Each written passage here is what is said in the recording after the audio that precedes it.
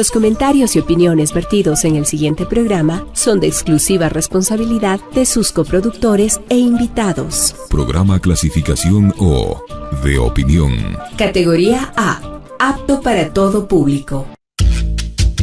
Otro relato. El momento para pensar en voz alta. Refleja y coloca en la mesa los distintos puntos de vista de los actores y protagonistas de la noticia.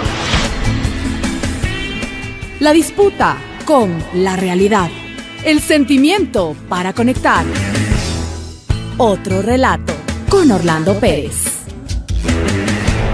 Bienvenidos. Hola, ¿qué tal? Bienvenidos y bienvenidas a otro relato dominical en este domingo 30 de marzo del año 2025. Estamos prácticamente a 15 días, exactamente 15 días de las próximas elecciones y hay mucho interés por algunos temas que están en el debate, en la agenda noticiosa, en la agenda política y por supuesto también en la agenda de la realidad, de la gente que todos los días está preocupada por lo que está pasando en este país. Así que este domingo vamos a abordar uno de los temas que muy pocos medios de comunicación o casi ninguno, salvo unas dos excepciones, se han abordado, que tiene que ver con los planteamientos, las propuestas y el programa de gobierno relacionado con la cultura. Pero antes de eso, antes de presentar a nuestros invitados, vamos a analizar y vamos a tener un contacto directo de lo que ocurrió el día de hoy en la provincia de Chimborazo, en el cantón Alausí, en la parroquia Tixán, donde el movimiento Revolución Ciudadana en alianza con Reto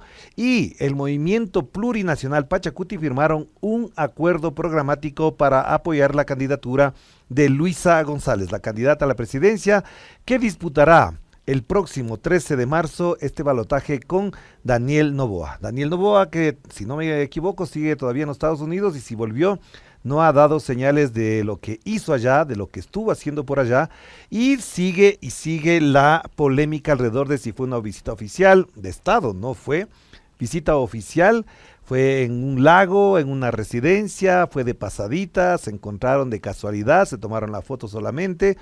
Porque hasta ahora, cuando se le pide información a la Secretaría General de Comunicación sobre este tema, pues no tenemos ninguna respuesta que dé lo que en sustancia, en condumio, en contenido, tuvo ese encuentro entre Donald Trump y Daniel Noboa. De hecho, una de las cosas que llamaba la atención y que la hemos comentado también en redes sociales es que en ese encuentro no estuvo el secretario de Estado, es decir, el canciller del gobierno de los Estados Unidos, ni tampoco la canciller de acá, Marco Rubio. Si fuese una visita oficial, habría estado ahí. La señora Gabriela Sommerfield debía haber estado ahí, pero no estuvieron. Pero bueno, están con nosotros entonces Paola de la Vega, docente, investigadora y gestora cultural. Bienvenida, Paola. ¿Qué tal? ¿Cómo estás? Gracias, Orlando. Bien, gracias. A los tiempos que nos vemos. Qué Sí, gusto tenerte sí, acá. Y también, por supuesto, está con nosotros Fernando Cerón. Él es presidente de la Casa de la Cultura Ecuatoriana. Fernando, qué gusto tenerte aquí. Igual por fin gusto. aceptaste venir. Por fin me invitas. No. Estaba pendiente este programa, pero pero qué bueno, gusto verte, Orlando. Qué bueno, Siempre ¿cómo es están? un gusto venir. Un poquito de frío. No, bueno, Sí. el estudio está frío. Está, Sí, es que estamos congelándolo para que no se nos abrume aquí la gente. Heladito el estudio. Bueno, vamos a empezar con algo que es muy importante. A quienes nos siguen, obviamente algunas personas preguntan ¿qué dijo la señora Romina Muñoz? Vamos a ver inmediatamente lo que dijo la señora Romina Muñoz. Pero antes quiero mostrar, para que quede evidencia en la pantalla, que nosotros le hicimos la invitación a la ministra de Cultura, Romina Muñoz, a que participara de este programa. Porque normalmente cuando hacemos este reclamo de que no vienen, dicen, no, nunca nos llegó la invitación, nunca nos invitaron a nada, etcétera. Ahí está, en pantalla está la invitación con todo el respeto posible, debido del caso, a la ministra de Cultura. Así que todavía tiene tiempo, ministra, si es que aparece por aquí, bienvenida sea. Aquí hay cafecito caliente para eso. Pero esta semana la ministra hizo una intervención que queremos compartir con nuestros invitados, queremos compartir con quienes están preguntando qué dijo la ministra para que entendamos en qué contexto ocurrió esta declaración. Vamos con las palabras de Romina Muñoz, ministra de Cultura. Candidata, qué bueno que se haya leído nuestra política de fomento a las industrias culturales y creativas, que establece objetivos claros hasta el 2030 a favor del sector cultural. Hubiese sido bueno que en el gobierno que usted representa, por lo menos, se hubiese emitido una política pública a favor del sector cultural. En este periodo de gestión hemos emitido 2 políticas públicas a favor del sector cultural con presupuesto y con indicadores claros. Una, a favor del fomento de la lectura, la oralidad y acceso al libro, y otra de industrias culturales y creativas. En esta segunda política, emitida en enero del 2025, dentro del objetivo 2 del eje 3, se establece como uno de los mecanismos de fomento el uso de pasaportes culturales para fomentar hábitos culturales en los más jóvenes. Algo que ustedes, con sus prácticas de gratuidad, dependencia y rechazo al sector privado, alejaron. Fueron ustedes, bajo una lógica fundacional, quienes abandonaron toda la infraestructura cultural creada por el Banco Central. Le recuerdo que sigue pendiente en Fiscalía las denuncias de pérdida de bienes culturales y patrimoniales de nuestros archivos, museos y bibliotecas que se hicieron en su periodo. El arte y la cultura no olvida lo que hicieron en su gobierno. Y sí, esas fueron las palabras de la ministra en funciones, Romina Muñoz. De entrada queremos preguntarles a nuestros invitados, empezando por Paola de la Vega, ¿cómo recibiste estas declaraciones? ¿Qué te parece? ¿Qué te pone a pensar? ¿Hasta dónde lo que dices es cierto? ¿Es a medias? ¿No es cierto? Bienvenida para conversar sobre eso.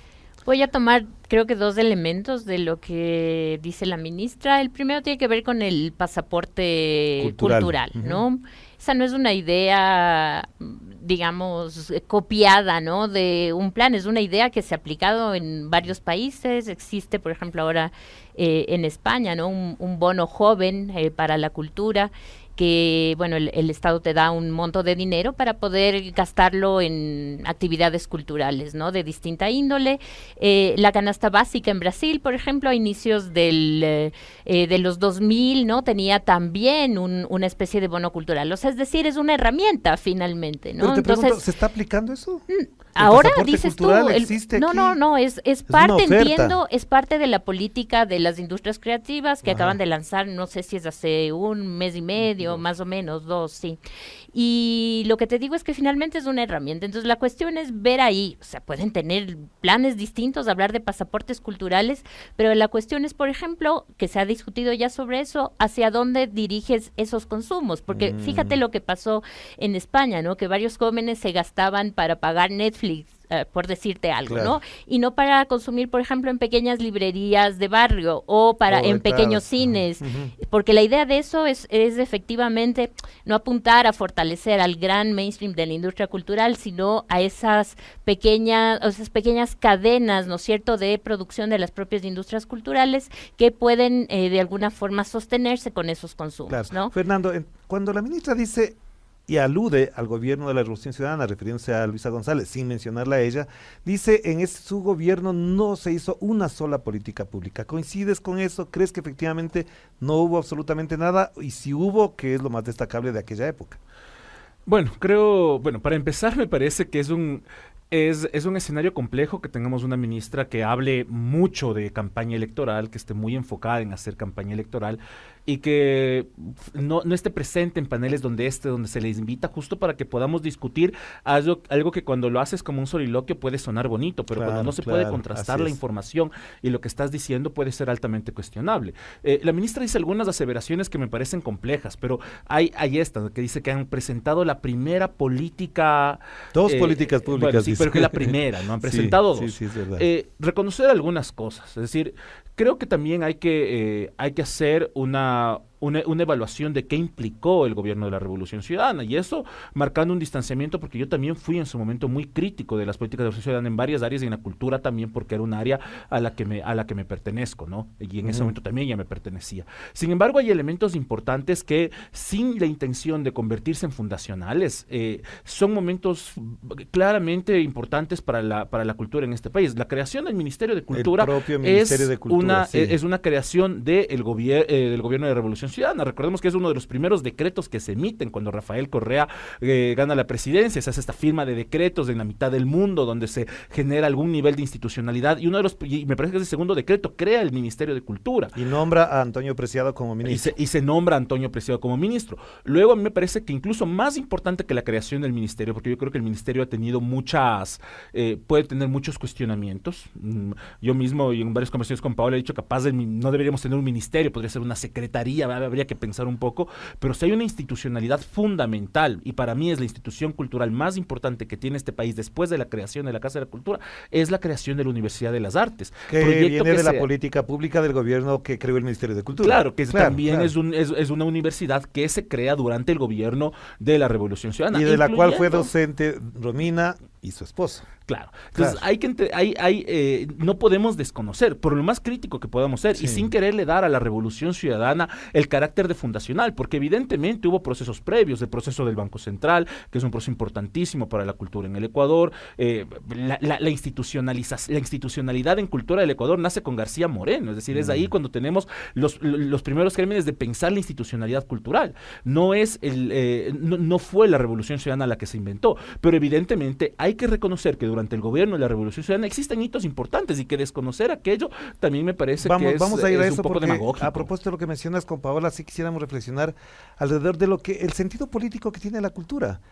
A eso voy, porque podemos hablar de los detalles, las obras, las no obras, los déficits, los acuerdos, los desacuerdos en términos de cultura, pero hay un sentido político de la cultura. Y el uso que hace la ministra en este momento, sin que mencione ni siquiera al señor Daniel Noboa, puede pensarse como un acto electoral. ¿Hasta dónde este sentido político que tiene la cultura debe entrar en el debate público entre los dos candidatos? Yo quiero solo añadir una cosa de lo que le preguntaste a Fernando, ¿no? En los años de la Revolución Ciudadana se emitió una política, las políticas para una revolución cultural. Tú conocerás el folleto cuando la ministra Silva emite esa política, Silva, ¿no? Y de hecho varios de nosotros, incluida yo mismo, fue parte de un equipo que diseñó las políticas culturales que iban a aterrizar, digamos, ese documento que daba la línea política de lo que iba a ser el trabajo del ministerio, ¿no? Pero sí existió ese documento, entonces no podemos decir que no hubo nada, eso también. Y algo que decía Fernando, ¿no? Es importante reconocer los procesos históricos de conformación de las instituciones, incluidos los antecedentes de la Universidad de las Artes, como el propio ITAE, ¿no es cierto? Lo que nos falta es investigación y nos falta memoria, ¿no? Nos hace falta entender de dónde vienen los procesos, porque el Ministerio de Cultura, si bien se crea también en la Revolución Ciudadana y es un gesto político y simbólico muy importante, viene de unas demandas que, bueno, en mi investigación doctoral, además las de estudio, ¿no? Desde el Frente Amplio de Izquierda, hay figuras que impulsan ahí, en la época de Roldós es un proyecto truncado, en la de Borja, ¿no? En el gobierno de Borja también es un proyecto truncado, y luego se logra consolidar en la Revolución Ciudadana. Eso es algo como para añadir. Un poco más lejos, desde la época de Benjamín Carrió, cuando se funda la Casa de la Cultura, ya se habla en alguno que otro escrito, se habla de la posibilidad de tener una institucionalidad para la cultura desde el Estado, desde el gobierno. Claro, pero no es del rango ministerial, digamos, ¿no? El proyecto como ministerio está ahí. Pero tienes al Instituto Nacional de Cultura, la Casa de la Cultura, que sí era una presencia desde el Ejecutivo, ¿no? Sí. Exacto, sí. Bueno, y lo otro que me preguntabas. La pregunta que te decía es el sentido político de la cultura. A mí me parece digamos, achacarle a la izquierda, ¿no? Que lo que hace es, con la cultura hace ideología, pero la derecha también, pues. Claro, o sea, la ideología no es una cuestión solo de la izquierda. La ideología está permeando completamente el campo cultural. Claro. Entonces, cuando tú hablas de políticas culturales, está la definición básica de Canclini, ¿no? Del año 87. La política cultural no es la que define el Estado, es la que se construye con todos los agentes que participan en la construcción simbólica, en la producción cultural, y ahí están agentes culturales, comunitarios, sociales, las empresas, las ONGs, el Estado. O sea, no es solo una cuestión de Estado, ¿no? Es una cuestión más compleja y mucho más amplia, ¿no? Claro que sí. Pero, Fernando, en función de lo que acabamos de preguntarle a Paola, el sentido político de la cultura es lo que ha estado en discusión a lo largo de décadas, pero sí siento, puede ser que me equivoque, pero sí siento, y tú que estás más activo en esto, en los últimos 8 años, desde Moreno para acá, prácticamente la política cultural, la discusión pública alrededor de la cultura bajó notablemente, se transfirió hacia otros segmentos. No sé, la percepción mía es que se desfiguró notablemente la discusión pública de políticas culturales y de la gestión gubernamental alrededor de la cultura. Bueno, y también siguiendo un poco el hilo de la pregunta que les hice, hay que entender con claridad que la política es un campo de batalla. de disputas. Y no podemos estar por fuera de aquello. Yo siempre lo digo en varias entrevistas, pero me parece que es importante tenerlo presente. 2 días antes de las últimas elecciones presidenciales de Argentina, cuando Milei termina ganando la presidencia, a Milei le preguntan ¿qué pasa si es que pierdes las elecciones? Y Milei responde en una entrevista en TN, responde, no pasa nada, porque la batalla más importante la hemos ganado, que es la batalla cultural. No podemos perder el horizonte, y lo dijo el ministro de Defensa aquí en enero, cuando se cuestionaba lo que estaba, cuando estábamos discutiendo lo que sucedió en el Quito Fest en torno a la presencia de Mugresur, y lo planteaba como que estamos en un contexto de una batalla cultural. Efectivamente, la derecha entiende eso profundamente, y la derecha está jugando con eso. Nosotros, que tenemos teóricos importantísimos en la izquierda, como el mismo Gramsci, o como Mariátegui, que plantearon estas disputas en su momento, Bolívar Echeverría, para aterrizar o el más en el Bolívar, Ecuador, o el Bolívar Echeverría, que plantearon esta batalla cultural. Nosotros no estamos comprendiendo los engranajes que implica hoy día montarnos en una batalla cultural. Y la ministra dice algo que, entre las cosas que ella expone, ella dice su política de gratuidad. Y ella achaca la política de gratuidad como un elemento de una política cultural fallida. Y creo que hay que repensar, cuando ella plantea esta palabra gratuidad en su discurso, lo que está diciendo y lo que está implicando. Es decir, es una política de gratuidad que, si bien esa es una discusión compleja en el campo de la cultura, porque creo que de alguna forma hemos llegado a un consenso de que no le queremos apuntalar a la gratuidad como sector, pero también hay que entender que el Estado tiene que ser corresponsable presupuestariamente de una garantía de los derechos culturales a la ciudadanía, es decir, que toda la ciudadanía pueda acceder. Y un tema de accesos, lamentablemente, está cruzado por una capacidad de educación, de formación, pero todos estos en el fondo tienen un sustrato económico. Claro, hay condiciones económicas que te permiten tener un acceso educativo, un acceso a ciertos elementos a través de tu formación, que te va a dar condiciones de poder tener un acceso a servicios y derechos culturales. Algo que, si es que no se garantiza, es complejo. ¿Y quién tiene que hacerlo? El Estado. Y pero ahí insisto en la pregunta, Fernando, y la respuesta ojalá sea corta también para pasar con Paola. ¿Qué ha pasado estos 8 años con respecto a eso que acabas de decir? Porque si bien es cierto que ella critica la cuestión de la gratuidad, en la práctica tampoco es que ha habido ofertas de gratuidad en los últimos 8 años con respecto a la cultura, o al contrario, ofertas culturales desde el Estado que permitan generar ese consumo cultural. En la práctica, lo que hemos tenido los 8 años es el proceso de la desinstitucionalización, en todo, y en la cultura también. Es decir, en la cultura, la ley de cultura te establece que debíamos tener 2 institutos que se encargan del fomento a las artes, uno dedicado al audiovisual, otro dedicado al resto de las artes. Lenín Moreno fusiona los 2 institutos yéndose contra algo que está expresamente dicho en la Ley Orgánica de Cultura del 2016. Has tenido la desaparición del Ministerio de Cultura. Hay que preguntar a la ministra de Cultura, ¿en cuántas provincias existe el Ministerio de Cultura? ¿Cuánto ha ejecutado el presupuesto? Que es otro tema clave. Sí, el Ministerio de Cultura no existe fuera de muy pocas, es decir, como ministerio en Quito, y luego con el Museo Pumapungo en Cuenca, y luego con y luego con algunos predios, es decir, que el MAG en Guayaquil, es decir, pero es una presencia que no responde a una lógica del ministerio, sino que responde a tener museos abiertos, espacios expositivos abiertos, pero porque están dentro de la administración del ministerio, pero el ministerio no tiene una presencia nacional, y eso se fue quitando a través de los últimos años. ¿Qué pasa con el ministerio hoy en día? ¿Qué pasa cuando el presupuesto del ministerio fue, al igual que el de todas las instituciones, fue recortado a inicios de este año? Y la ministra de Cultura no dijo absolutamente nada de los recortes presupuestarios que el presidente Daniel Noboa ordenó a todas las instituciones, y de las cuales el Ministerio de Cultura fue uno de los más afectados. Claro que sí. A ver, Paola, a propósito de esto, tú como gestora cultural, que estás al tanto, que investigas, que lees sobre el tema, ¿cómo has valorado lo que ocurrió estos 8 años con respecto a lo que dice ya Fernando de la desinstitucionalización, el austericidio en el sector cultura? ¿Cómo crees que afecta eso? ¿Cómo se siente en el sector cultural este impacto, que es lo que alude Fernando? Qué palabra tan difícil, ¿no? La desinstitucionalización. Dila como te salga. Se siente, ¿no? Ajá. Se siente. Sabes que llevo educando 20 años, ¿no? Formando gente que está trabajando ahora en la función pública, en distintas instancias, ¿no? Y me voy enterando de cómo, claro, la cultura está cada vez más o sobre los cuerpos y las vidas de muy pocos funcionarios. O sea, es decir, tienes un aparataje de Estado tan grande, tan complejo, y cada vez vez el Estado es más pequeño, con menos presupuesto, ¿no? Museos que tienen una persona para hacer mediación educativa, por ejemplo, y un presupuesto de $300 al año, ¿no? Para atender todas las necesidades, o sea, imagínate cosas así, ¿no?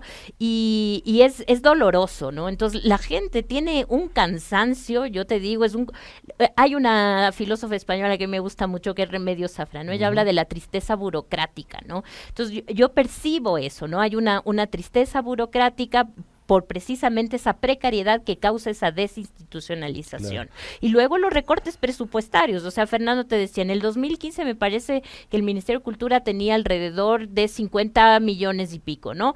Ahora tenemos, el año anterior eran 17, no sé, Fernando, cuántos son, pero hasta el 2024 eran 17. Imagínate el descenso del presupuesto público para la cultura, ¿sí? Claro. Y hay algo fundamental de lo que no se habla cuando Fernando te habla de el problema de la gratuidad, que es algo que no se menciona como con mucha fuerza en la cultura como se menciona en otros campos. Es así, desigualdades, ¿no? Las desigualdades en cultura también existen, ¿no es cierto? Entonces, cuando hablamos del ejercicio de derechos culturales, si tú no piensas en desigualdad, no vas a lograr finalmente aplicar una política pública. Pero Paola, perdona que insiste en este tema. ¿Tú crees que se ha precarizado la cultura solamente por falta de presupuesto o también porque no hay, voy a decir una palabra, el ambiente, la dinámica desde el Estado para generar estos procesos culturales? ¿Por qué te digo esto? Quizás ahí tendría que explicarme por qué se ha priorizado, por ejemplo, de reducir el déficit, que ni se hacen carreteras, se pierde plata en esto, se pierde el otro, pero la cultura queda bien bonita para los eventos. Sí, es un decorado, ¿no? Es un decorado, entonces hacen evento en Guayaquil, hacen evento en Quito, hacen en Cuenca, traen artistas y creen que están haciendo cultura. Entonces, desde esa perspectiva, ¿cómo percibes tú esta situación de estos últimos años? O hacen cultura pensando, sabes que veo mucho, ¿no? En los últimos años esta idea de asistencialismo alrededor también de la cultura, ¿no? Entonces, a mí esta idea de que te llevo la orquesta sinfónica o el grupo de teatro, yo siempre me pregunto por qué, ¿no? Y ahí lo que dices es, lo que deberías hacer es atacar la desigualdad y que esa persona que puede acceder a una educación artística de calidad puede elegir si escucha música chicha, escucha la sinfónica o se va al teatro, ¿no? Pero tiene de alguna forma esa libertad y esas herramientas para poder decidir el tipo de cultura que quiere recrear, consumir, la que quiere disfrutar finalmente, ¿no? A ver, pero quiero llegar a este punto también con Fernando porque él ha estado desde la Casa de la Cultura cerca de los actores culturales. ¿Tú crees que se ha precarizado la vida de los actores? Porque en cambio, de los actores, digo de los gestores culturales, de los artistas, de los intelectuales, porque en cambio veo que hay otros en cambio que hacen mucha plata en calidad de influencer y se llaman artistas. Entonces uno dice, a ver, por un lado hay una gente que gana mucha plata como influencer o como cantantes, etcétera, pero hay otros en cambio que desde la literatura, el teatro, la dramaturgia, la pintura, se ven bastante limitados. Sí, pero ¿qué pasa? Estamos ante un fenómeno que no es realmente responsabilidad de nuestra administración estatal. Es decir, si es que queremos como entender eso. Estamos ante un escenario global donde tienes efectivamente unas ciertas imágenes, unos ciertos nombres en la producción cultural que a través de los mecanismos que te establecen las nuevas tecnologías logran alcances mayores y que logran efectivamente posicionarse. Pero esos actores también están precarizados frente a las industrias con las que se enfrentan, porque no se enfrentan al Estado, se están enfrentando a contenidos que son subidos ante mega transnacionales. Estás hablando de un escenario diferente. Ahora, cuando piensas en la vida cotidiana del artista ecuatoriano, efectivamente, tal como la vida de todas las de todos los en este país, las vidas están precarizadas, las vidas están en riesgo, porque como cualquier ciudadano, un artista va a un hospital. Pero cuando vas al hospital y tienes un hospital que no tiene medicamento, que se cae a pedazos, efectivamente tu vida está en riesgo. Más aún cuando tienes una particularidad en el campo de la cultura. En el campo de la cultura tenemos un sector que es altamente informal. Es decir, estás ante un sector que tiene un nivel bajo de formación, de formación formal, según los datos del Instituto de Economía y Políticas de la Cultura de la UARTES. Estamos hablando que no llega a ser el 40% de los artistas y gestores culturales de este país que tienen un título de tercer nivel vinculado al campo de las artes. Claro. Es decir, tienes una formación formal bajísima. Eso solamente es un síntoma de un sector que es profundamente precario. Y pensemos lo que ha sido la situación de este país en los últimos años. ¿Quiénes siempre son los más afectados en condiciones de crisis? Siempre son aquellos que están en la economía informal. Porque, por ejemplo, cuando ocurrió la pandemia, uno de los sectores más golpeados fue el de la cultura. Fue el de la cultura, con los artistas encerrados en su casa, sin poder salir a los escenarios, sin poder salir a la calle. Y luego, cuando te cortan la luz y no puedes salir y no sabes si puedes programar el concierto o no sabes si vas a poder tener la obra de teatro esta semana o no, o de dónde consigues la electricidad, y luego cuando tienes que cancelar los conciertos porque te volvieron a encerrar el año anterior, en enero, porque había un ambiente del estado de terrorismo medio que vivíamos en ese instante. Es decir, estas condiciones te ponen en una condición vulnerable a quienes ya son más vulnerables, y los datos dicen, por ejemplo, el tema de la pandemia a nivel mundial, el sector que más difícil ha tenido su recuperación después de la pandemia es el sector de las artes. Que no se ha recuperado. Entonces no se ha recuperado. Y seguimos en varias otras crisis que nos cayeron después. La crisis de seguridad, la crisis eléctrica, etcétera, que no permiten que puedas tener lo más elemental. Es decir, ¿cómo planifico la semana? ¿En dónde voy a presentarme o no mi obra escénica? Si tengo una pequeña sala de teatro, ¿cómo planifico eso? Si soy un músico y tengo que dar conciertos, me suben los costos porque tengo que garantizar tener un generador eléctrico, etc. Esos elementos han puesto en una condición aún más precaria la economía del sector cultural. Claro que sí. Son las 7 de la noche con 45 minutos ya prácticamente, y queremos poner la intervención de Luisa González, la candidata a la presidencia de la República, que hace pocos días, en un encuentro que tuvo con jóvenes, influencers, mujeres, ambientalistas, ecologistas, animalistas también, le preguntaron sobre el tema de la cultura, y esto fue lo que respondió Luisa González, para que después conversemos ya en perspectiva de lo que necesita este país en los próximos 4 años, pero primero escuchemos a Luisa González.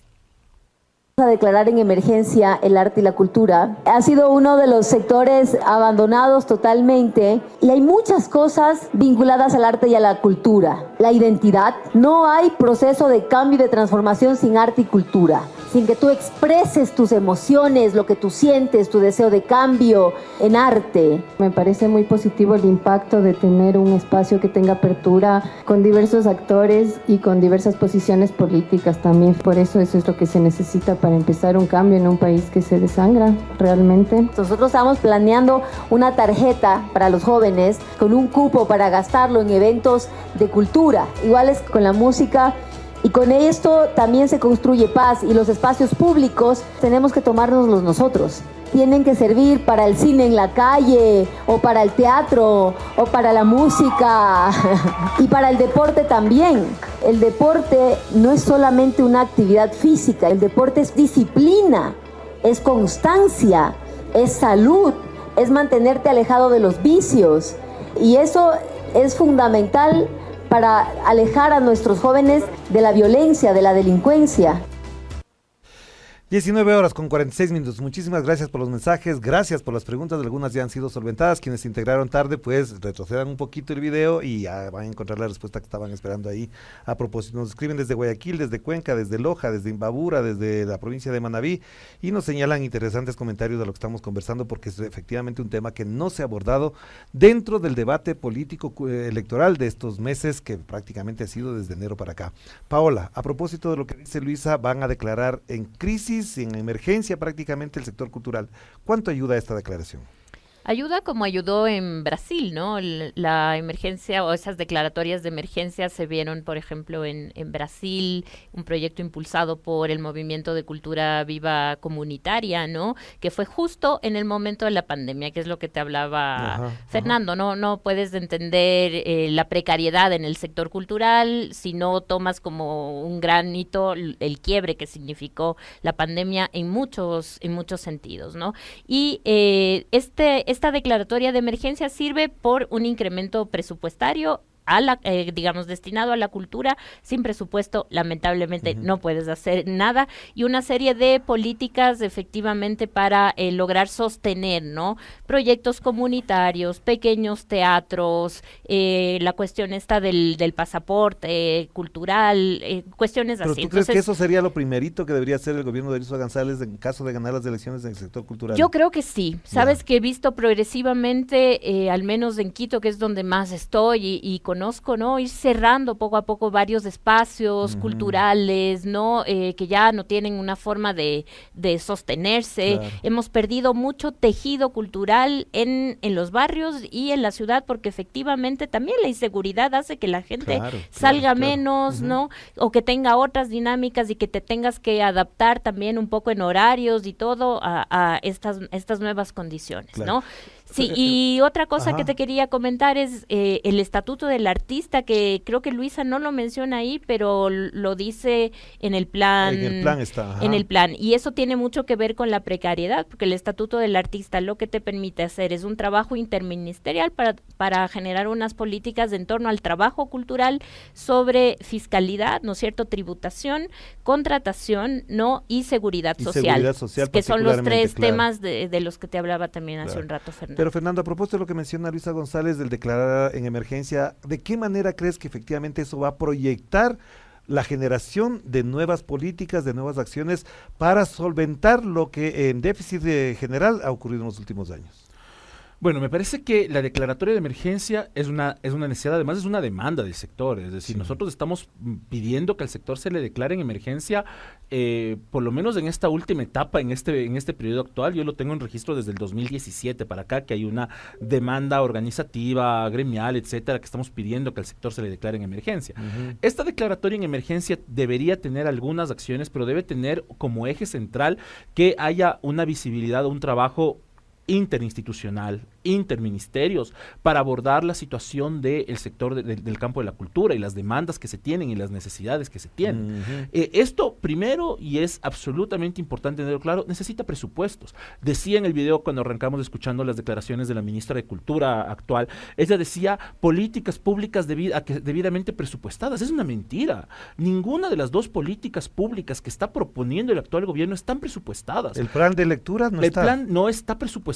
El plan de lectura, en el fondo, cuando uno lee toda la política del plan nacional, del plan de lectura que emitió el gobierno el año anterior, el único lugar donde te da claridad de acciones presupuestarias es en fondos concursables que ya existen, para que artistas, escritores nacionales puedan acceder a ir a ferias de libro internacional. Es lo único que en lo concreto ese plan te da. Y en cambio, la política pública de las industrias culturales es un buen intento, capaz es un intento bien hecho, de articular lo que ya se hace, pero no hay nada nuevo. No te está diciendo nuevos recursos, está diciendo lo que básicamente hace el Instituto de Fomento a la Creatividad y la Innovación. Te está diciendo básicamente lo que ya se hace, traducido un documento que capaz, el mérito es que antes no había y ahora ya hay un documento, pero lo que ha hecho es recoger lo que ya se hacía antes. Entonces, cuando tienes un escenario así, la declaratoria de emergencia implica recursos. Yo he escuchado, no sé si es en esas mismas declaraciones de Luisa, pero yo he escuchado que se propone una inyección como de $100 millones a la cultura. Yo lo he visto en algún lado, en alguna propaganda de Luisa González.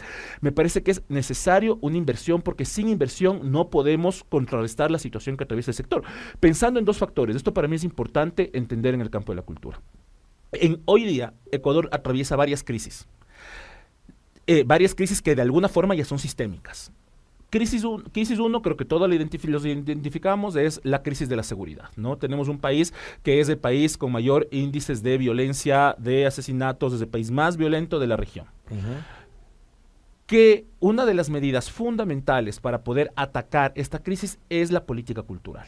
Y no es un invento ni de izquierda ni de derecha, es un invento de entender cómo funcionan las sociedades. Exacto, y lo digo porque aquí hay un elemento, con todo, estando en las antípodas de lo que plantea y lo que hace el señor Bukele en El Salvador, la política de seguridad de El Salvador tiene un listado de 8 acciones a priorizar. Acción 1, fortalecimiento de la policía y el ejército. Acción 2, reforma del sistema judicial. Acción 3, cultura. Y fue tan icónico que inauguró la Biblioteca Nacional más grande de América Latina hace 2 años atrás, y más moderna, hace 2 años atrás.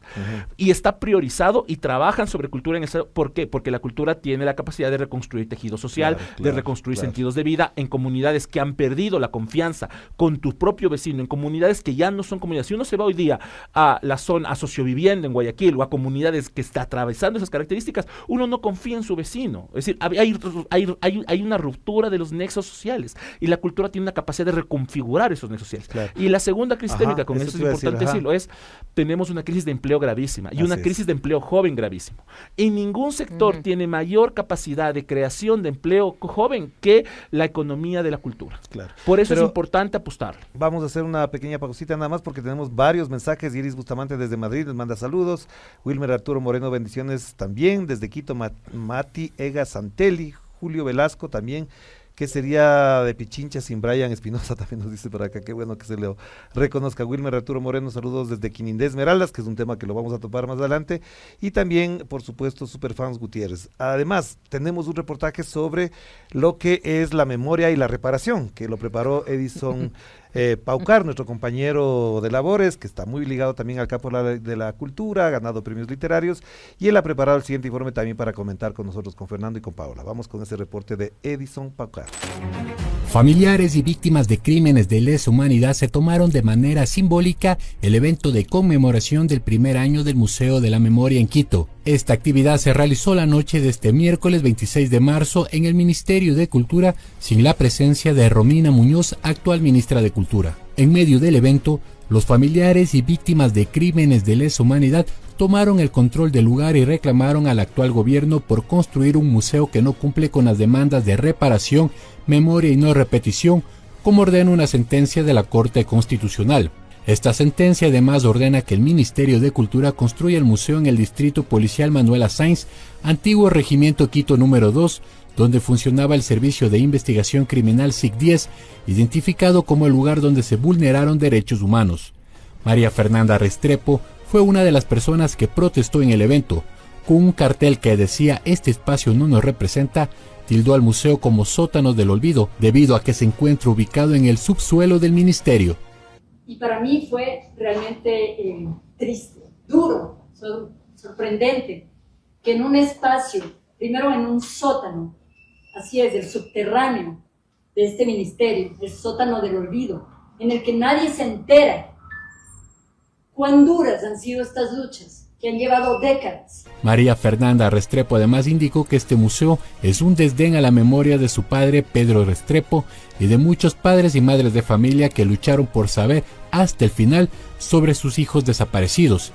En el caso de Pedro Restrepo, jamás conoció el paradero de sus hijos Carlos Santiago y Pedro Andrés, que fueron desaparecidos por la policía el 8 de enero de 1988.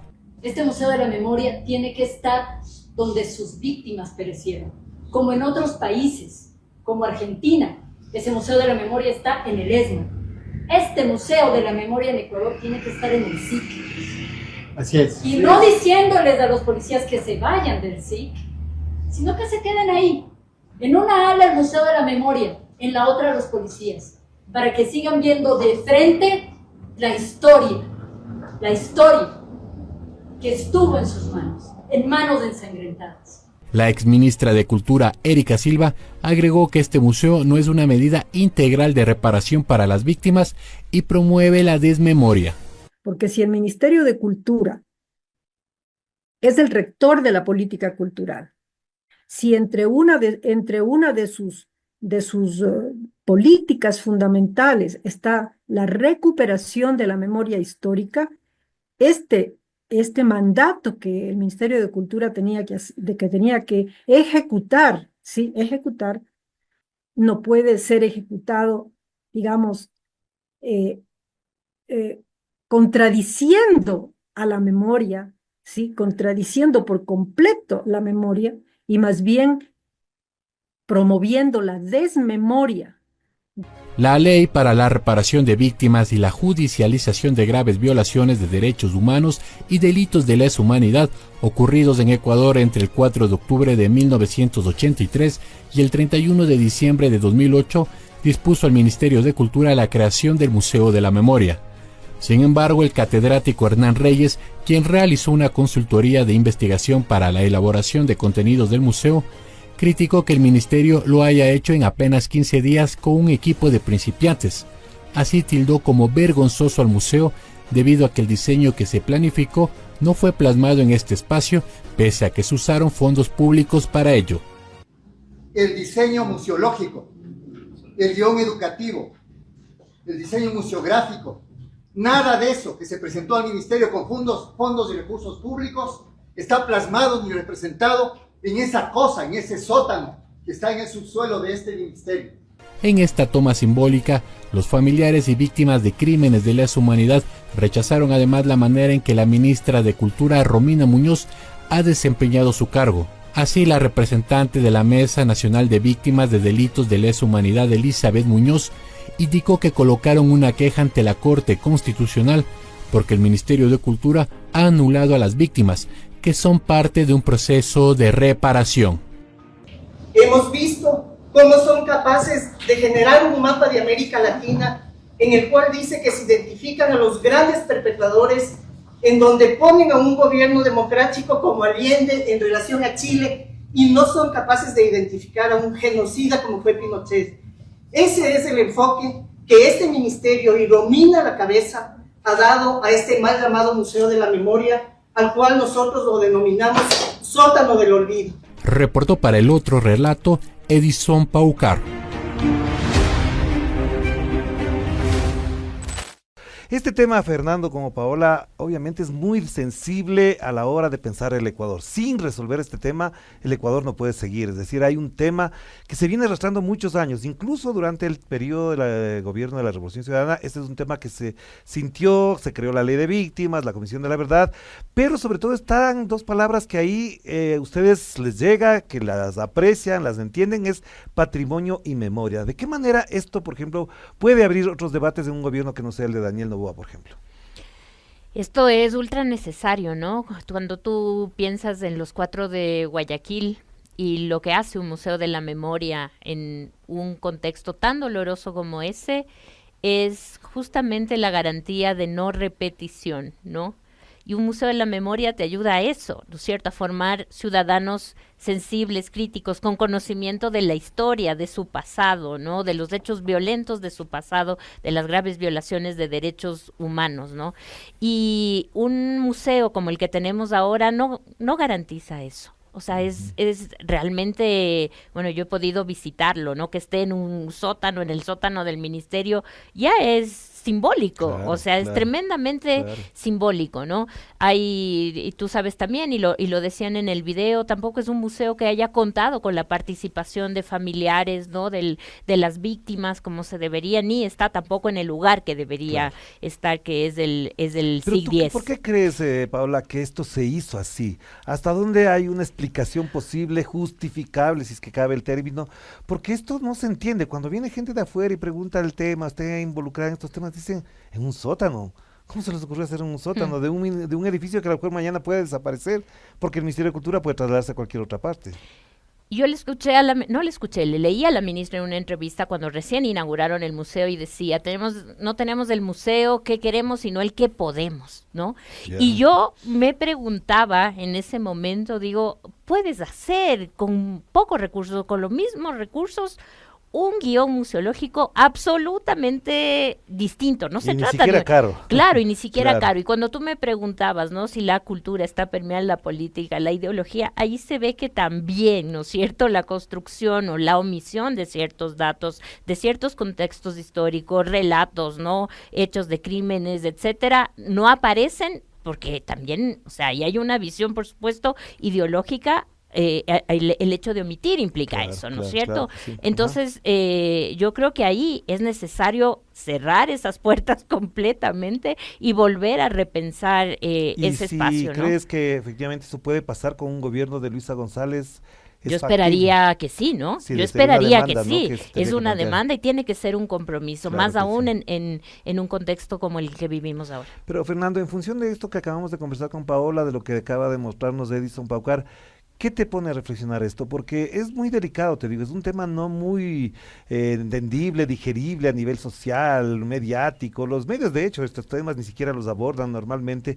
¿Hasta dónde a ti, desde tu condición, no solamente de presidente de la Casa de la Cultura, sino como gestor cultural, como ciudadano, esto te pone a pensar de qué manera? Bueno, creo que Paola ahorita señalaba algo que es importantísimo entender y que estaba en la discusión de esta noche. Es decir, la cultura es profundamente política y está profundamente cargada de ideología. el hecho de que no se haya hecho en el SIC, donde se había establecido que debía hacerse, con los mismos costos que representó la construcción de ese museo, te devela que está atrás. Más aún cuando tenemos un contexto social en el que, aparte de los 4 de Guayaquil, que creo que es una tragedia nacional lo que hemos vivido con los 4 niños y recién vimos cómo fueron asesinados, aparte de eso tienes alrededor de 30 casos más de desapariciones forzadas en este país en un año. ¿Por qué no hacer un museo de la memoria que cumpla con los requisitos mínimos para reparar a las víctimas, que cumpla con los requisitos mínimos para que sea un ejercicio de memoria, que evite que actos de este tipo vuelvan a suceder? Es porque sigue sucediendo. Porque además no solamente son las víctimas de la que están en el informe de la Comisión de la Verdad, que de paso yo me encuentro ahí, lo viví, lo sentí, sé que efectivamente y me da vergüenza, me da pavor ir a visitar ese museo, sino también todo lo que vino después. Están los casos de los eventos de octubre del 19, de junio del 22. Es decir, se necesita un espacio donde la gente se reconozca como un país que ha cometido este tipo de injusticias. Efectivamente, es que la memoria es uno de los campos más importantes de la disputa política, porque es el campo donde se disputa el sentido. Donde se construye la memoria es donde nos permitimos pensarnos hacia adelante. Y si es que nuestra memoria construida es esta memoria, es una memoria que se atrevió a hacer algo tan absurdo como nombrar entre los gobiernos perpetradores a Allende y no a Pinochet, efectivamente te está demostrando cuál es el sentido de la construcción de ese museo. Ahora yo me temo otra cosa que ya no tiene que ver con el ámbito del patrimonio y la memoria. Yo lo he dicho, lo dije en un tuit la semana anterior. Si es que ese sótano de la vergüenza, que es el museo de la memoria, es el museo que, como dijo ahorita Paola, que había dicho Romina, es el que podemos tener. ¿Qué será el nuevo Museo Nacional que la ministra de Cultura pretende construir y que es su gran propuesta y que dice que será el gran logro y que será el gran logro del gobierno de Daniel Noboa en Cultura? Si es que ese es el Museo de la Memoria que podemos tener. Claro, te iba a plantear esta pregunta porque hay una cosa que yo sí creo que por eso quedó bien invitada la señora ministra, porque una de las cosas que yo quiero revelar aquí, y si me niegan, tendríamos que demostrarlo, es que cuando ella le justificó a una persona y le dijo, no podemos hacer porque recibimos una llamada de los policías, ustedes ponen una piedra, ponen un papelito ahí y nosotros les reventamos, palabras más, palabras menos, esta es la versión, es decir, tuvieron unas amenazas y la señora ministra no ha podido desmentir eso, a pesar de que se le ha pedido su versión de por qué no se le hizo en el SIC 10 o en lo que se llamaba el Regimiento Quito, es decir, hubo amenazas, señora ministra, le planteamos la pregunta, respóndala, porque efectivamente, si eso ocurrió, que había amenazas y hasta ciertas maneras extorsión de parte de los policías, que si ponían un papelito, un rótulo, un afiche o algo en ese sitio lo reventaban, usted tendría que respondernos porque la fuente es policía. Así que si fuese así, si esto ocurrió, ¿cuál sería en cambio la necesidad o la posibilidad, más bien es la palabra, de poderlo hacer donde se tiene que hacer? Si es que hay esa postura de la policía. Es una negociación muy, muy compleja, ¿no? Pues yo creería que la memoria tiene que sobreponerse a cualquier otra, digamos, a cualquier otro pedido, ¿no? Efectivamente, el hecho de construir un museo en un lugar no es gratuito, ¿cierto? Porque conocer esos espacios, visitarlos, esos están cargados de sentido, que no tiene otro lugar. En Argentina, en Buenos Aires, que mencionaba María Fernanda Restrepo. Y así son los museos de la memoria en toda la región, ¿no? Si en tú Alemania, lo ves. Efectivamente, en Francia, también en Europa, también, sí, efectivamente. Entonces, si no, ¿de qué estamos hablando? No te da el mismo sentido que tenerlo en otro, que tenerlo en otro espacio. Por ejemplo, si estaría en la Casa de la Cultura, ¿qué pasaría? Es que lo que pasa es que no debería estar en la Casa de la Cultura, es que qué sentido hace que esté en la Casa de la Cultura. Es decir, no hace ningún sentido que esté en la Casa de la Cultura y hace aún menos sentido, o en realidad sí tiene un sentido que esté en el sótano del Ministerio de Cultura. Claro, creo que está clarito, creo que está clarito lo que te están diciendo cuando te mandan al sótano del Ministerio de Cultura un Museo de la Memoria. Y no debería estar en la Casa de la Cultura, porque además lo digo, hubo una propuesta previo a la inauguración de este museo, cuando el museo estaba casi listo para inaugurarse, cuando anunciaban la inauguración y cuando ya los familiares de las víctimas, que son quienes están impulsando este proceso, sabían lo que se iba a exponer ahí, plantearon o tuvieron la idea de proponer que se haga en la Casa de la Cultura y hubo una discusión sobre eso y efectivamente es que no tiene sentido, es que el sentido está en el acto de la reparación. Y el acto de la reparación se hace en transformar esos espacios donde personas fueron violentadas, donde personas fueron violadas, donde personas fueron asesinadas, transformarlos en un espacio recuperado para hablar de sus vidas y de la dignidad de sus vidas. Por eso tiene sentido un Museo de la Memoria. Es decir, ahí es donde hace sentido. Por eso no es en la Casa de la Cultura, o podemos contarles como ahora pretende la ministra hacer el Museo Nacional en el mejor predio de Quito. Dice ella, tampoco hace sentido que lo construyamos ahí, claro, porque las víctimas fueron víctimas en un lugar específico, y ese lugar donde las víctimas fueron víctimas todavía es un lugar donde las personas detenidas luego de las movilizaciones todavía son llevadas. Claro. Y yo lo voy a decir, es decir, y creo que esa es parte de la historia de vida que uno mismo tiene. Yo fui opositor al gobierno de Rafael Correa en mi juventud, yo era dirigente universitario cuando a mí me detienen en las marchas del Yasuní. ¿Y a dónde me llevaron detenido? Me llevaron al SIC. Bueno, donde fue el SIC, ahí me detuvieron. Claro. Ahí hay una memoria y hay una historia. Por eso ese lugar es importante, por eso ese lugar es el lugar donde se tiene que construir el museo. Y ya que estamos hablando en función de todo esto, cuando hablamos de patrimonio, una de las cosas que quedan es como que eso fuera un asunto de los municipios, de los gobiernos locales, y no quiero alejarme del tema, pero efectivamente también hay una confusión aparente, digo yo, de que el patrimonio y la memoria no se llevan, de que el patrimonio y la memoria no van juntas, y yo quisiera apelar a Paola de la Vega para preguntarle si efectivamente en eso nos hace falta más pedagogía, hasta dónde, por ejemplo, este tema del Museo de la Memoria también forma parte de la discusión del patrimonio intangible, tangible, histórico de, por ejemplo, de la capital de los ecuatorianos. Claro que sí. Sí, el patrimonio no son solo las colecciones, no las iglesias como se suele creer, ni son tampoco las fiestas solo, las fiestas populares, las artesanías, los saberes ancestrales, o sea, todo eso forma parte de un acervo patrimonial, tangible, intangible, como te dice la UNESCO, ¿no? Pero también está la memoria social por su condición de memoria viva, activa en el presente, ¿cierto? Y es esa capacidad que tenemos de resignificar el pasado y traerlo al presente, a la contemporaneidad, a las discusiones como las que estamos teniendo hoy, el sentido que cobran los objetos culturales, ¿no? Porque si no es solamente una cuestión, una pieza hermosa, estéticamente bella para ser observada, sino qué es lo que te está preguntando en el presente, cómo puedes conectar esa colección, esos bienes, esas historias o esa memoria dolorosa, ¿no? de nuestra historia con el presente. Por eso tiene sentido. La memoria social es viva y activa en el presente, no es una cosa de nostalgia o del pasado, ¿no? Claro. Entonces, pero Paola, bien que lo mencionas, porque parecería que, por ejemplo, una de las cosas que quiero meter, no sé si les gusta o no les guste, pero por ejemplo, en el debate presidencial, ni de primera vuelta ni de segunda vuelta, tocaron un solo tema de cultura. Y ese comité de expertos, de sabios que hay en el Consejo Nacional Electoral, no forzaron a que incluso la ciudadanía se interese desde la perspectiva de los candidatos en un tema como este. ¿Crees que efectivamente también hay otra parte de responsabilidad en nuestra academia, en nuestros catedráticos, de que, por ejemplo, en el caso que participan como comité de sabios, digo yo, ni siquiera incluyen un asunto de esta naturaleza, considerando que además en el Producto Interno Bruto Mundial la cultura creo que tiene como más del 15% del Producto Interno Bruto Mundial? Efectivamente hay un descuido respecto a la reflexión de la cultura, y en el escenario de la discusión política está muy poco. Claro. Es decir, hemos escuchado muy pocas declaraciones de la candidata Luisa González respecto a cultura, hemos escuchado algunas sí, y hemos visto en su plan de gobierno.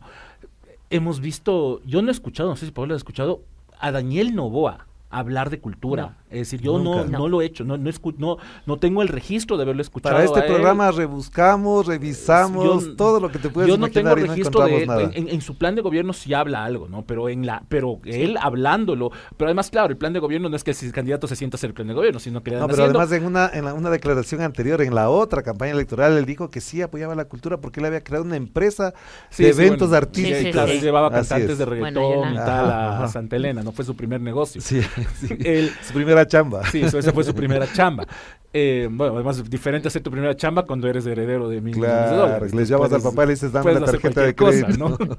Claro. Pero En el caso de Luis hemos visto algunas declaraciones, hemos visto una propuesta, pero también que nos sigue faltando. Los candidatos no hablan de cultura, hay muy poco interés respecto a este hecho. Yo decía, además es extraño, me parece extraño que no hables de cultura. Vos señalabas el PIB, yo te señalo la creación de empleo, yo te señalo las políticas de seguridad. Es decir, no está instalado en la discusión nacional el tema de la cultura, y creo que es importante tener espacios donde nosotros lo podamos poner en discusión y donde hablemos de lo que sucede en torno a la cultura. Creo que ahí es importante tener una discusión, que abramos estos diálogos y que podamos reflexionar, porque finalmente no es parte del escenario de la disputa electoral, pero aparte de lo que ha hecho la ministra, ¿no? Que como nunca antes, y sí me parece que es importante, yo no he visto un ministro de cultura antes, durante el gobierno de Rafael Correa, para las reelecciones, para las elecciones posibles. Yo nunca he visto un ministro de cultura, ni cuando el Juan Fernando fue candidato a presidente y antes fue ministro, nunca he visto a un ministro haciendo tanta campaña electoral. Es decir, tan metida en la campaña electoral y tan puesta en la camiseta. Bueno, pero están obligados, ¿no? Están obligados. Pero la veo muy activa en la disputa electoral. Es decir, está haciendo una actoría política. Pero les ves a todos los ministros, Paola, para ir cerrando, entonces, esto que acabamos de mencionar, ¿cómo ves el panorama para los próximos años? ¿Es posible? ¿Están dadas las condiciones? De boca para afuera se pueden decir muchas cosas, sí, la cultura es muy importante, nos identifica, nos da la memoria, de parte de los políticos, quiero decir, no de ustedes.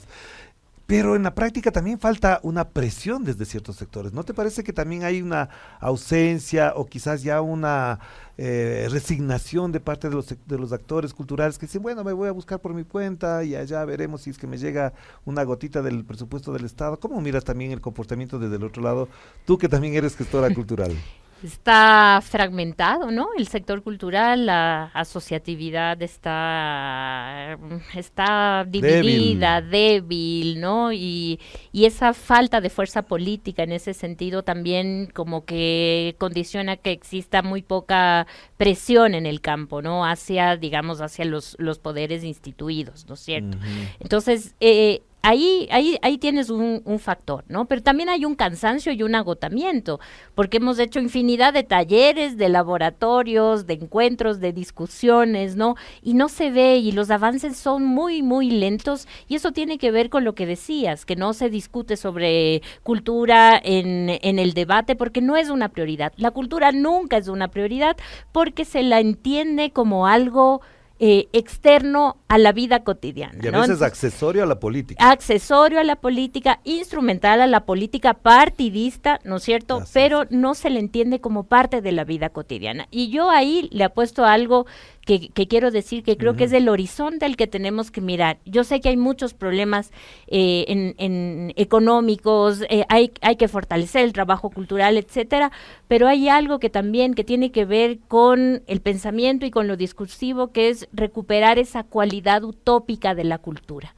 Y yo le apuesto en realidad a eso, ¿no es cierto? Porque la izquierda necesita volver a construir utopías, ¿no? Desde la práctica, desde el hacer, desde la imaginación política, que sea capaz de contagiar un proyecto transformador, ¿no es cierto? Y la cultura tiene la posibilidad de eso, de simbolizar, de imaginar otro futuro.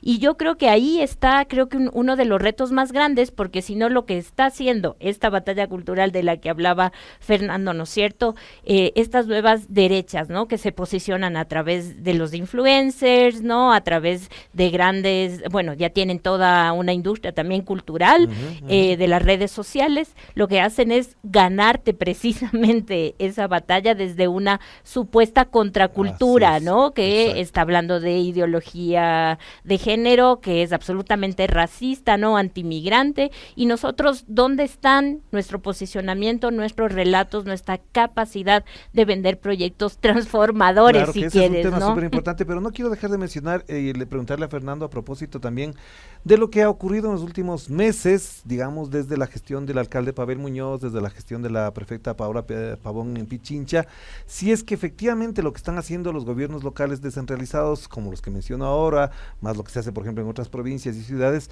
ha ido supliendo en parte y si es suficientemente válido lo que hacen, hasta dónde esto tiene impacto, porque hemos visto, por ejemplo, lo que tú mencionabas el Quito Fest, la Feria del Libro en Quito, que uno dice, algo hay ahí. ¿Cómo ves tú en condición incluso de presidente de la Casa de Cultura? Bueno, sí, y también un poco contestando a lo que decías a la Paula antes de entrar a eso, Ajá.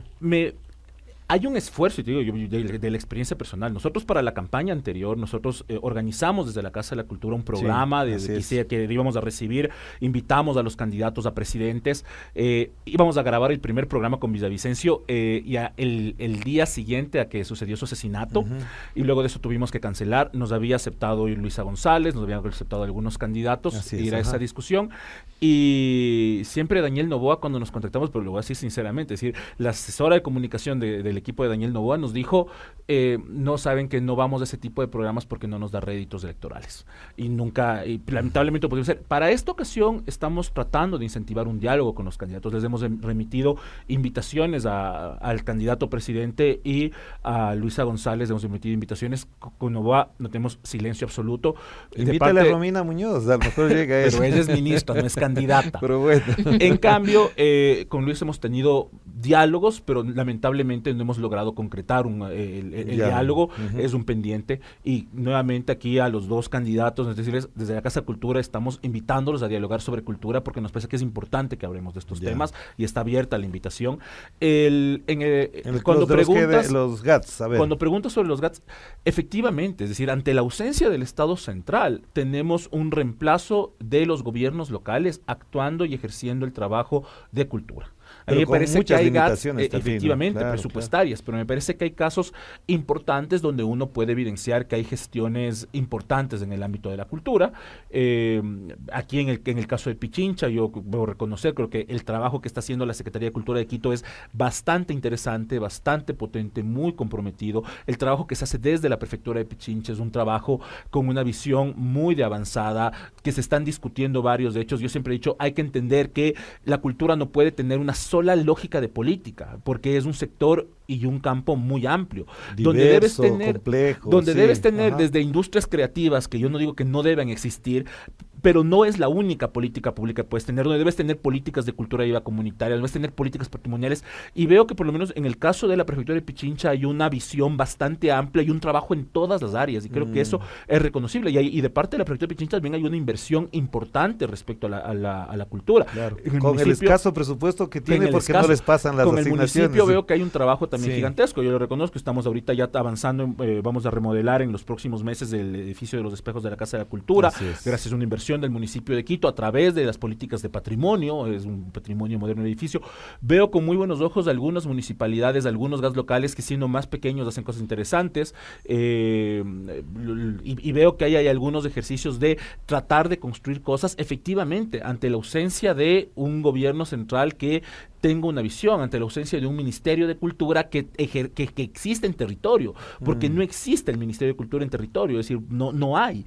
Frente a aquello hay un trabajo y una intención de GATS de poder suplantar. Efectivamente, es muy complejo hacerlo cuando tienes muy pocos recursos, cuando no te transfieren los recursos, cuando se demoran meses en asignarte, cuando te pagan en bonos para que pagues a los proveedores.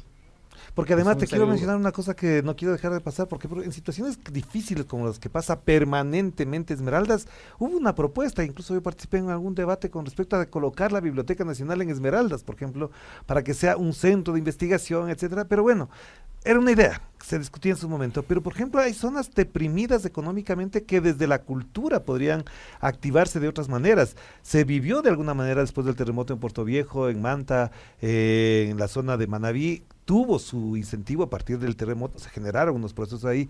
Lo que preguntaría a los dos para concluir es hasta dónde también hay que descentralizar las políticas culturales para que no sea Quito, Guayaquil, Cuenca o el gran monstruo que se creó en Loja, por ejemplo, que uno dice, ¿era un proyecto de descentralización o era solamente un edificio que necesitaba mucho presupuesto permanente desde la localidad? ¿Cómo ven ustedes esto de descentralizar también la gestión cultural estatal para que pueda generar, por ejemplo, en casos como los de Esmeraldas, Manabí, en situaciones difíciles, una activación desde otros horizontes y otros resortes?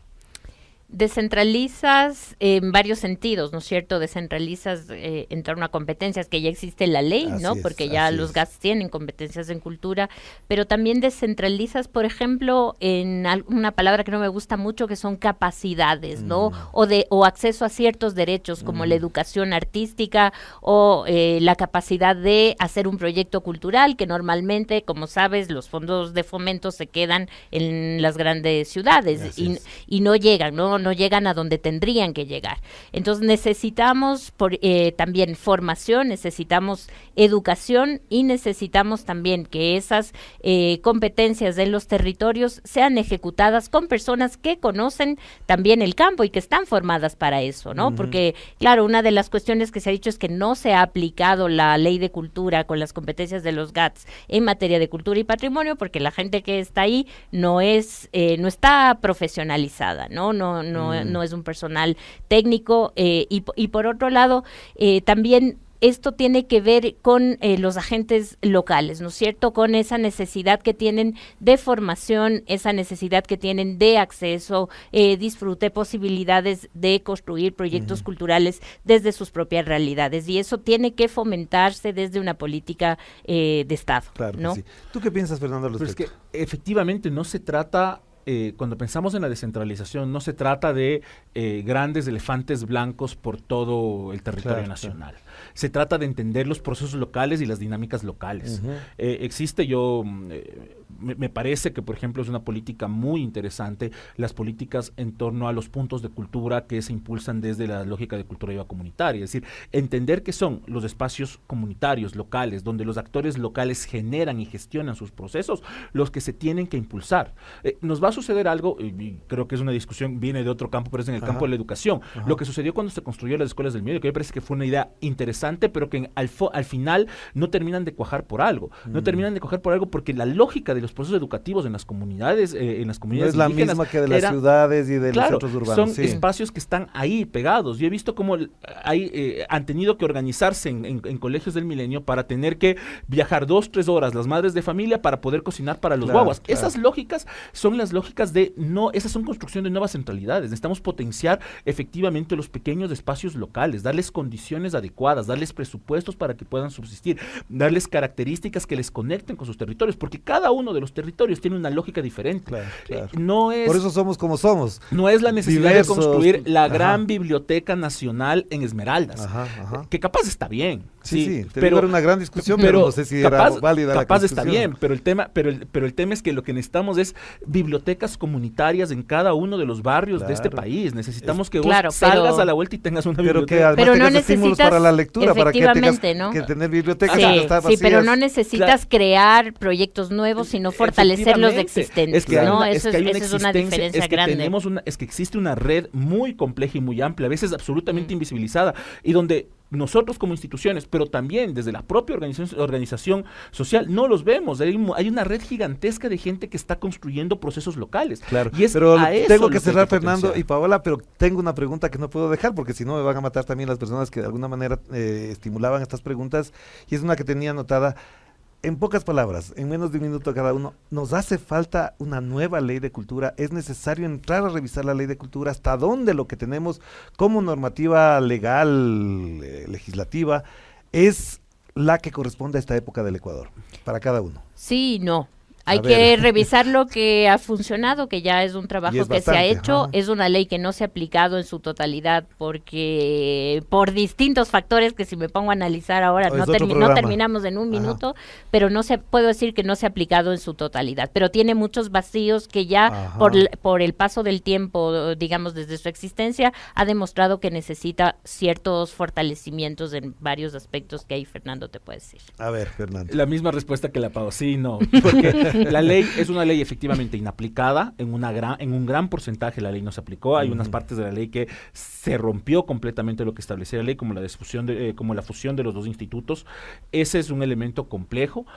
Sin embargo, pese a que la ley no se ha cumplido, hay elementos que evidencian la necesidad de potenciar la ley. Y hay Por cosas ejemplo, ¿qué se te viene a la mente primerito? Así. Cuando nosotros impulsamos la reforma de la ley, planteamos 3 grandes ejes. Institucionalización, porque hay elementos de no ley. claros en el tema del funcionamiento del Sistema Nacional de Cultura. nos parece que hay un tema sobre la capacidad de generación de derecho laboral para los artistas que hay que explotarlo más. El artículo 21 de la ley, que es donde se define el mecanismo de seguridad social para los artistas, es un avance que exista, es un logro que hay entrado en la ley, pero es insuficiente lo que está en ese artículo.